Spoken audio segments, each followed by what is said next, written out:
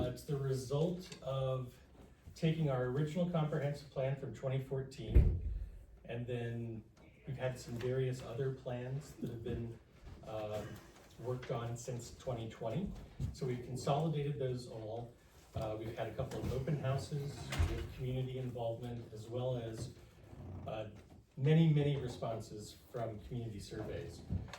So all of that information that we've gathered in there has been put into this document, which will not just be put on a shelf and say, hey, we've done a great job. This is a living document that we will use to guide on an annual basis, 1 year, 5 years, 10 years down the road, about what we should be working on to address the biggest concerns that our residents have.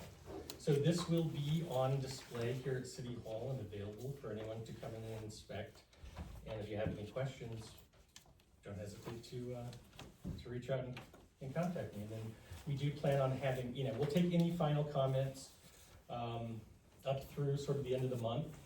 And then the plan is to have the council vote and adopt the new comprehensive plan on December 1st.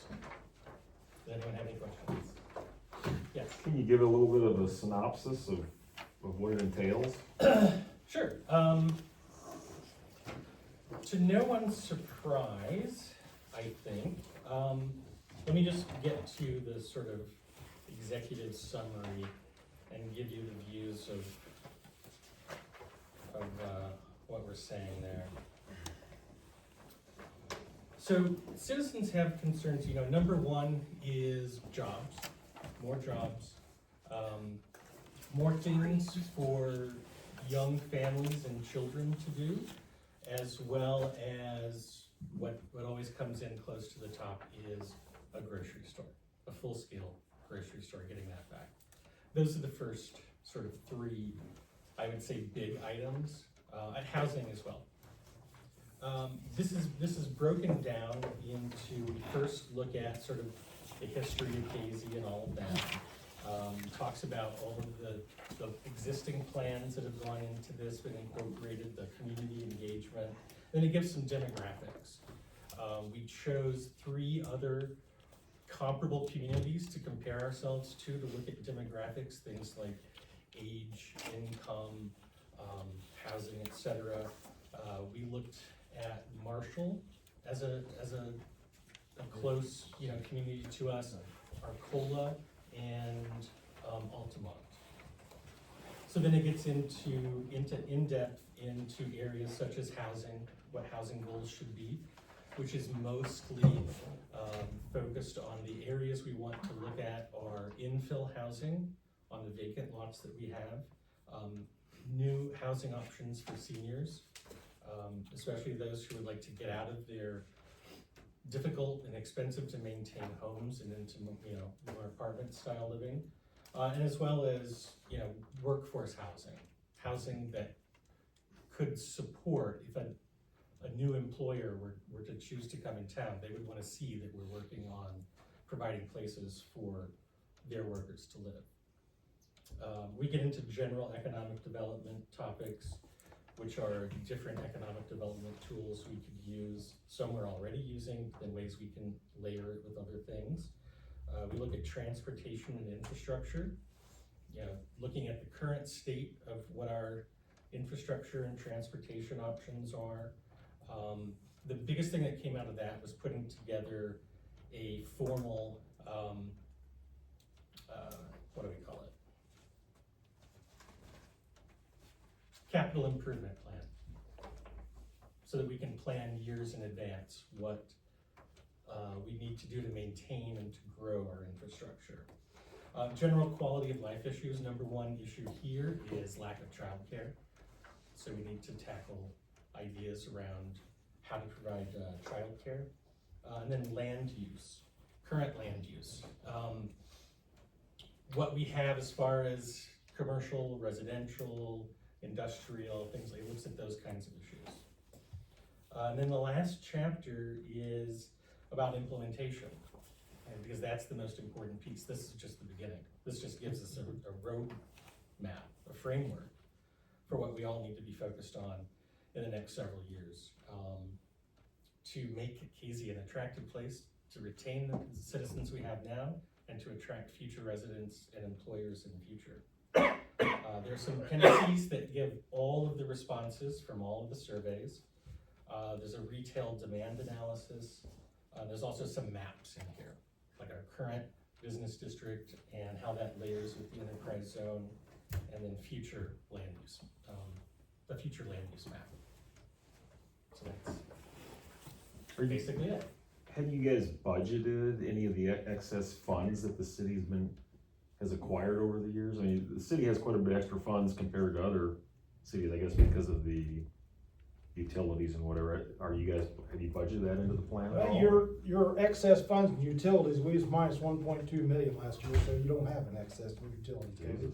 We're behind the 8 ball Wow. on that because of the lost population. We've lost 35 to 50 households, and then the price has gone up, so our utilities are in the red for last year, so we don't have those. And then the excess that we've got has to stay in that particular utility department as per the appropriations means of the state of Illinois, which has got some rules of where you cannot put it and use it.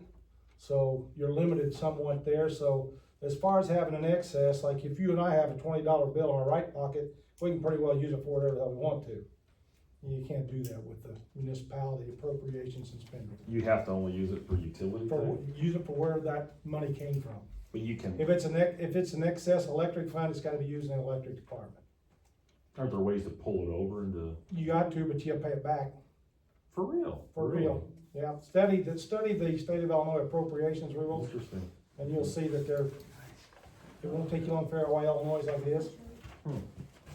So, but yeah, I wish we could.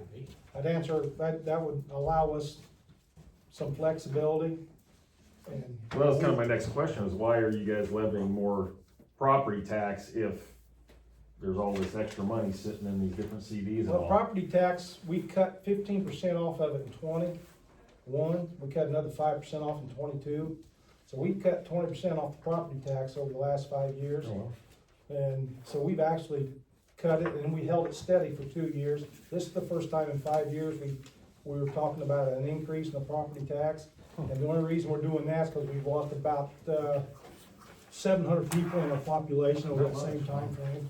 So that's how come utility, Yeah, our collection has gone down while everything else has stayed the same. So we're trying to not make a profit, but maintain the black so we don't go ass backwards. And the rising cost of utilities and the loss of paying households is what's killing us. right, okay. That's how come Tom's got the plan together there to try to increase some areas, we can bring some more people in. You know, we've got a couple businesses coming in, it's gonna add some jobs, that'll help. But when you got the population decreasing because you don't have the jobs to keep the young kids here, it makes it hard to stabilize your growth or even gain. What businesses are coming in? I don't know if they've announced it yet, we're not Not free yet. to say it yet. Okay, I ain't free to tell you yet. But to get back to your question about, you know, if the comprehensive plan discusses anything like that, it doesn't. This is a general framework for where we want to aim.